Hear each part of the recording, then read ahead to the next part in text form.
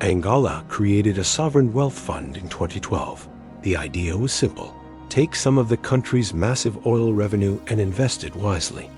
Build a financial cushion for future generations. Protect Angola from oil price shocks. Create long-term prosperity.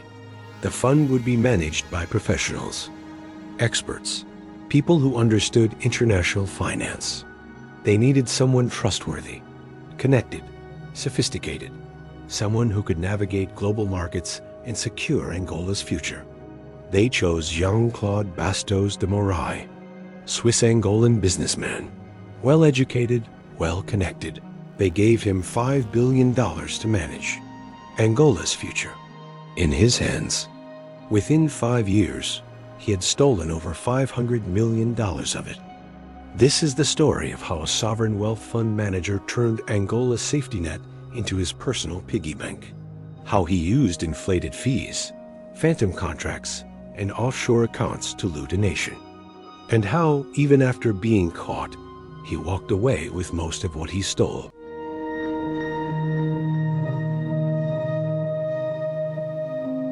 Angola is one of Africa's largest oil producers. In the 2000s, when oil prices soared, money poured into government coffers, billions of dollars annually. But Angola had a problem. Oil is volatile. Prices spike. Prices crash. Countries that depend too heavily on oil revenue face boom and bust cycles that devastate their economies. The solution, used by countries like Norway and Saudi Arabia, is a sovereign wealth fund. You take a portion of oil revenue and invest it internationally. Stocks, bonds, real estate. Diversified assets that generate returns even when oil prices fall. Done right, a sovereign wealth fund becomes a national treasure ensuring prosperity for generations. Done wrong, it becomes a slush fund for the elite. Angola chose wrong. The Fundo Soberano de Angola, Angola's sovereign wealth fund, was established in October 2012. Initial capitalization, $5 billion. The fund's mandate was clear: invest conservatively, generate stable returns, and safeguard Angola's financial future. The board was stacked with politically connected figures, government officials, business people with ties to the ruling party. And at the helm, they placed Jean-Claude Bastos de Morais. Bastos had the perfect resume. Born in Switzerland to an Angolan father and Portuguese mother. Educated in Europe, experience in banking and finance, fluent in multiple languages, and crucially, married to the daughter of Angola's vice president, Manuel Vicente. In Angola, family connections matter, and Bastos had the best. He was appointed CEO of the Sovereign Wealth Fund in 2013. Angola's $5 billion was now his responsibility. For the first few years, everything looked fine. A fund made investments, diversified across sectors and geographies, reported returns. Bastos presented himself as a technocrat, professional, competent, building Angola's future. Behind the scenes, he was building something else. His fortune. Here is how the theft worked. Bastos set up a scheme where he and his associates would award themselves lucrative contracts through the Sovereign Wealth Fund. These weren't competitive bids. They were insider deals. Bastos would identify an investment opportunity, say, a stake in a mining company or a real estate project. Then, instead of handling the investment directly, the fund would hire consultants or intermediaries to facilitate the deal. Who were these consultants? Companies secretly controlled by Bastos and his associates. The consultants would charge enormous fees, far beyond market rates. The fund would pay. The money would flow to offshore accounts, and Bastos would take his cut. In other cases, Bastos inflated the fees for legitimate services.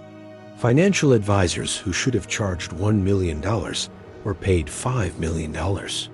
The extra $4 million was kicked back to Bastos and his network. He also created phantom contracts, services that were never rendered, consultants who did no work. But invoices were submitted, payments were made, and money disappeared. Over time, the scheme became systematic. Every major investment the fund made came with inflated fees. Every deal involved intermediaries taking cuts. Every transaction was an opportunity to siphon money.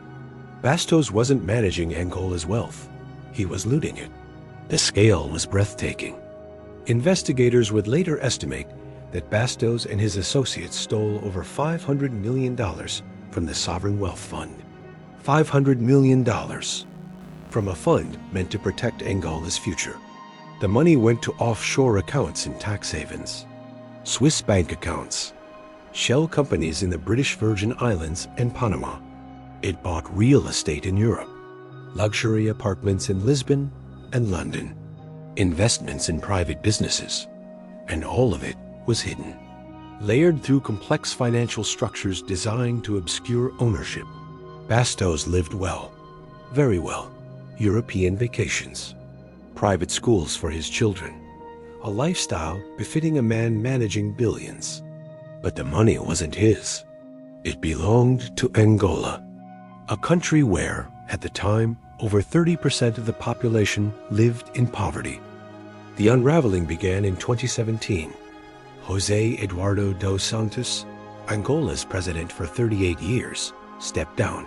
His successor, João Lourenço, surprised everyone by actually fighting corruption. Lourenço wasn't supposed to be a reformer. He was dos Santos' hand-picked successor. Everyone expected continuity. Instead, Lourenço launched a purge. He fired Isabel dos Santos from Senegal. He froze assets of politically connected oligarchs. He empowered anti-corruption investigators. And he turned his attention to the Sovereign Wealth Fund. In 2018, investigators began examining the fund's investments.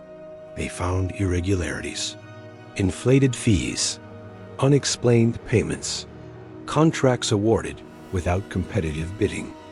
They traced money to offshore accounts, to shell companies, to individuals with ties to Bastos. The pattern was clear. The Sovereign Wealth Fund had been systematically looted.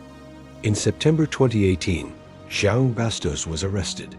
The charges: fraud, embezzlement, money laundering.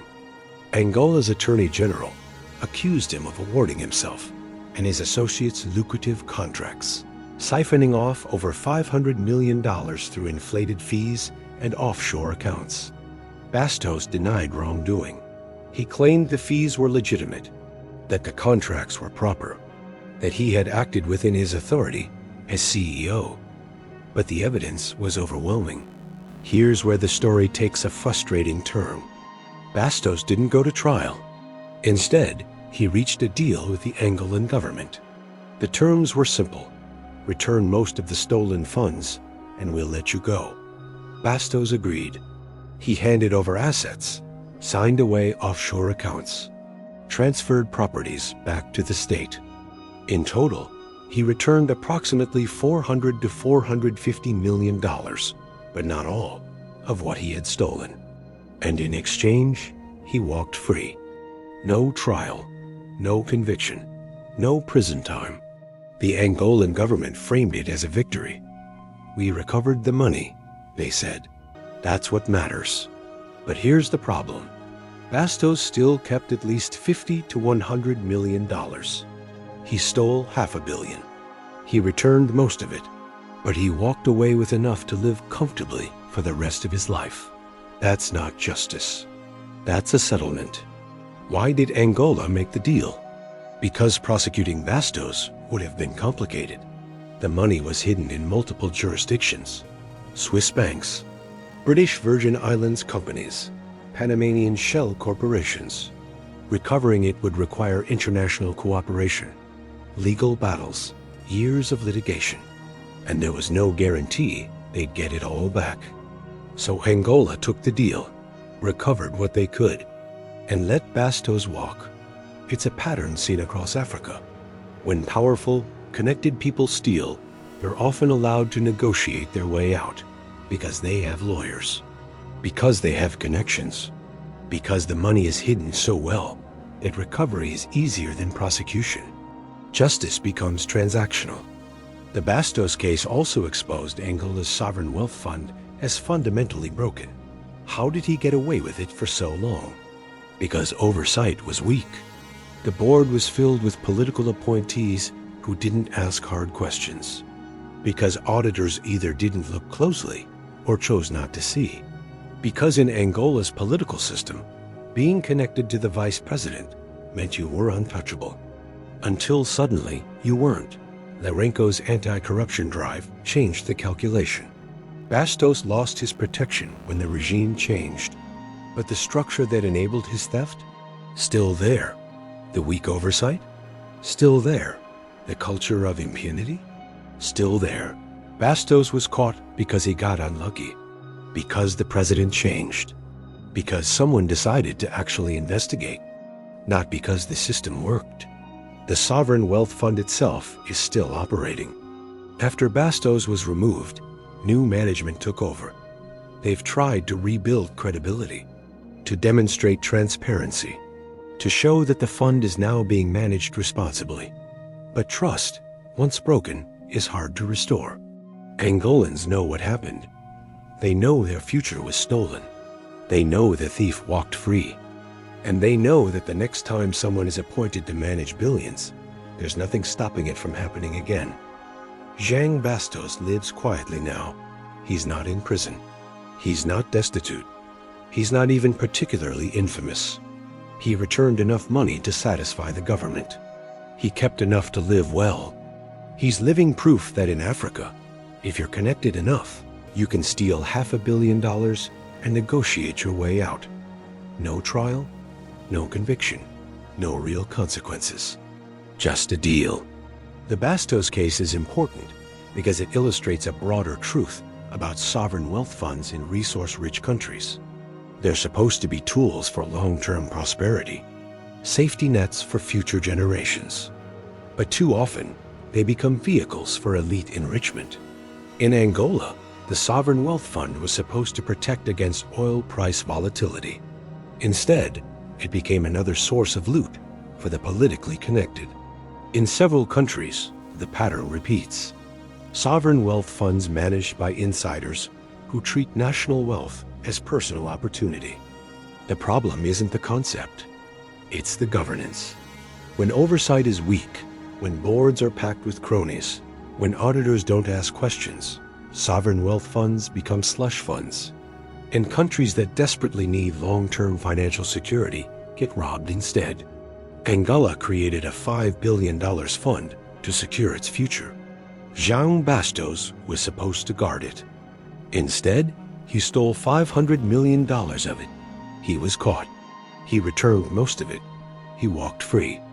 Angola recovered the money, but lost something more valuable: trust.